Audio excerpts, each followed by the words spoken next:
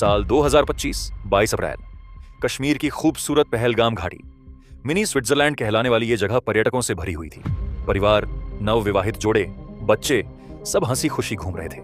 अचानक गोलियों की बौछार, आतंकियों ने बिना रुके फायरिंग शुरू कर दी। 26 निर्दोष लोग शहीद हो गए, ज्यादातर हिंदू पर्यटक। खून से लाल हो गई वो हसीन वादियां, चीखें, रोने की आवाजें और आतंकियों के चेहरों पर क्रूर मुस्कान। ये कोई आम आतंकी हमला नहीं था, ये पाकिस्तान प्रायोजित आतंक का नया चैप्टर था।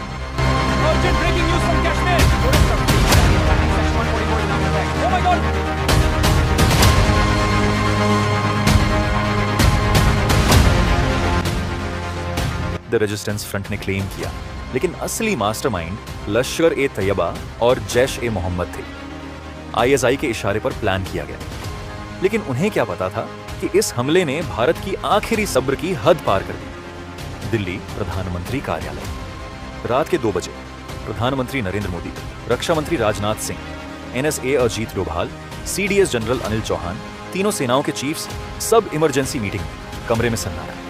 पीएम की आंखों में आग, लेकिन आवाज शांत और दृढ़।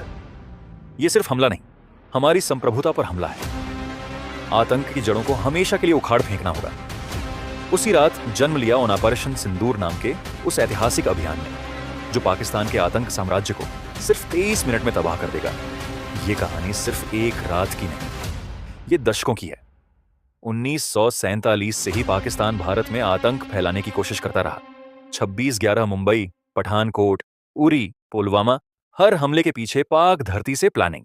पीओके और पाकिस्तान के अंदर सैकड़ों ट्रेनिंग कैंप, युवा लड़कों को ब्रेन वॉश कर आतंकी बनाया जाता। हथियार, विस्फोटक, घुसपैठ की ट्रेनिंग।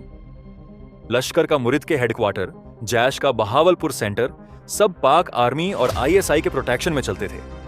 भारत ने पहले भी जवाब दिया, सर्जिकल स्ट्राइक 2016, बालाकोट 2019। लेकिन ऑपरेशन सिंदूर कुछ और ही लेवल का था। पहली बार इतने गहरे अंदर, इतनी प्रिसिजन, इतने कम समय में। ऑपरेशन सिंदूर की प्लानिंग कई हफ्तों से चल रही थी। रॉ और आईबी के एजेंट्स दिन रात जुटे। Drone imagery, satellite photos, human intelligence, हर डिटेल चेक की गई। 21 संदिग्ध कैंप्स की लिस्ट बनी, लेकिन सिर्फ 9 सबसे खतरनाक और सक्रिय चुने गए। मुजफ्फराबाद, कोटली, बहावलपुर, रावलकोट, चकसवारी, भिम्बर, नीलम वैली, झेलम, चकवाल। हर कैंप में हथियार depot, training hall, living quarters, communication centre. ये कैंप सिर्फ आतंकियों के नहीं, बल्कि पाकिस्तान की स्टेट पॉलिसी के हिस्से थे। भारतीय फोर्सेस की तैयारी शानदार थी। आईएएफ के Rafale jets Scalp cruise missile से लैस, Su-30M के आई हैमर प्रेसिजन बॉम्ब्स के साथ। आर्मी की मिसाइल यूनिट्स तैयार। नेवी ने अरब सागर में पाक नेवी को कंटेनमेंट में रखा। Electronic warfare units Pakistani Chinese air defence systems को जैम करने के लिए रेडी। कोई लो सी क्रॉसिंग नहीं, stand of strikes, non escalatory लेकिन क्रशिंग। 7 मई 2025 रात 1:05 AM, 0 आवर। भारतीय आकाश में खामोशी। फिर अचानक 1:05 AM, पहली मिसाइल दागी गई। पहले 5 मिनट मुजफ्फराबाद और कोटली के कैंप्स। राफेल जेट्स ने स्टैंड ऑफ डिस्टेंस से स्कल्प मिसाइलें छोड़ी। आग की लपटें आसमान को चीरती हुई। आतंकी कैंप में अचानक हड़कंप। 20 से 25 आतंकी हर कैंप में मारे गए। अगले 7 मिनट बहावलपुर का JEMHQ, यह सबसे बड़ा टारगेट था।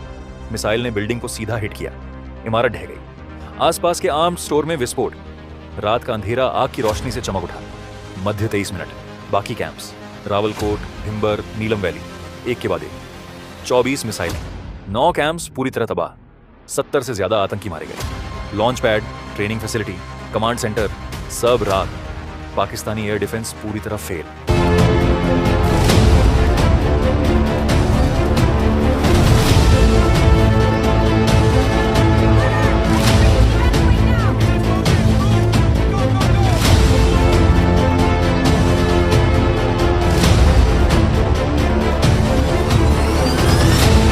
भारतीय ईडब्ल्यू ने उनके रडार ब्लाइंड कर दिए।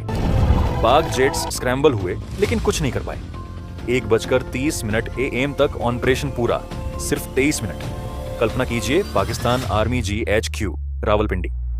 अलार्म बज रहे। जनरल असिम मुनीर और शहबाज शरीफ में अफरा तफरी। भारत ने यह कैसे किया? भारत की तरफ PMO में जश्न, बल्कि शांत संतोष। राजनाथ सिंह ने बाद में कहा, हमने उन पर प्रेसिजन स्ट्राइक किया जो हमें मारने आए थे। ऑन ऑपरेशन सिंदूर क्यों गेम चेंजर था। पहली बार पीओके और पाकिस्तान मेनलैंड पर टेरर हेडक्वार्टर्स को टारगेट किया गया। प्रेसिजन और रेस्ट्रेंट, कोई सिविलियन कैजुअलिटी नहीं। Tech dominance, Rafale, SCALP, electronic warfare, political will, PM Modi का leadership, tri service synergy, army, air force, navy का